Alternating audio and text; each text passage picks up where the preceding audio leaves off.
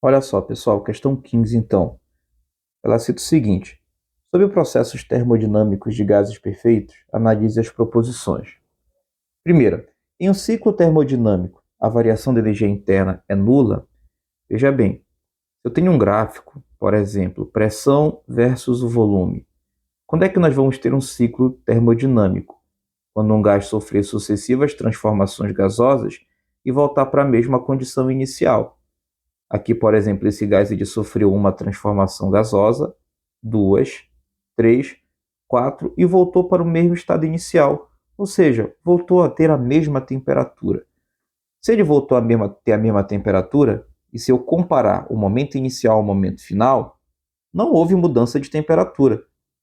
Se não houve mudança de temperatura, a variação da energia interna é nula, pois ela é função exclusiva da temperatura. Então a primeira é verdadeira. Em um processo adiabático não há transferência de calor entre o meio e o sistema? Perfeito. Num sistema adiabático, a quantidade de calor trocada entre o gás e o meio externo é igual a zero. Terceira, em um processo isocórico, ou seja, isovolumétrico, a pressão permanece constante? Não, pessoal, o que permanece constante aqui é o volume, tá bom? Na transformação, na transformação isobárica, que a pressão vai permanecer constante. Em uma expansão livre, ou seja, uma expansão instantânea, uma expansão sem perdas, o calor é igual ao trabalho? Verdadeiro.